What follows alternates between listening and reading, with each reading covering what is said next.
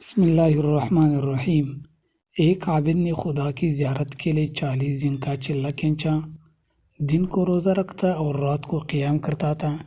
اعتکاف کی وجہ سے خدا کی مخلوق سے اکثر کٹا ہوا تھا۔ اس کا سارا وقت آہوازاری اور راز و نیاز میں گزرتا تھا۔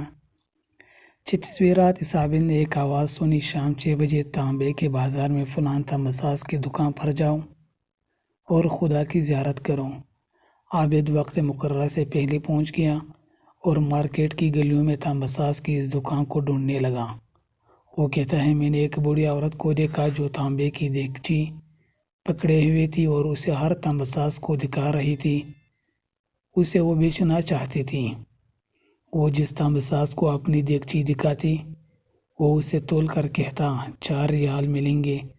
وہ بڑھیا کہتی 6 ریال میں بیچوں گی، پر کوئی مساج اسے 4 ریال سے زیادہ دینے کو تیار نہ تھا۔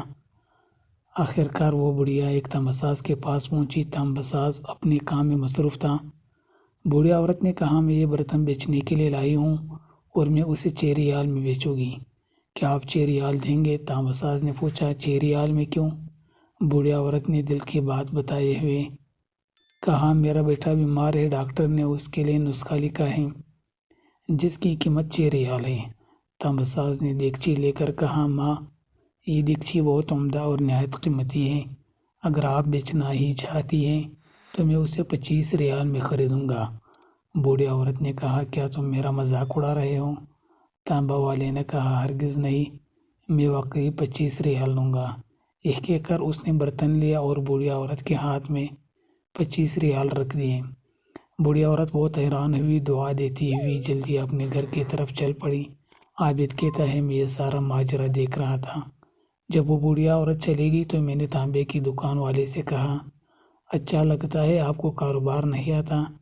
بازار میں کم و بیش سبھی تانبے والے اس دیگچی کو تولتے تھے اور 4 ریال سے زیادہ کسی نے اس کی قیمت نہیں لگائی، اور آپ نے 25 ریال میں اسے خریدا۔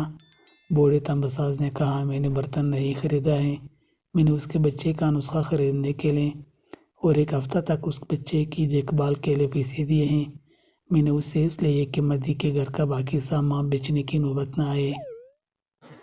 عابد کہتا ہے، میں یہ سوچ میں پڑ گیا، اتنے میں غیبی آواز آئی، چلہ کشی سے کوئی میری زیارت کا شرف حاصل نہیں کر سکتا۔ گرتے ہوں کو تھامو، غریب کا ہاتھ پکڑو، ہم خود تمہاری زیارت کو آئیں گے۔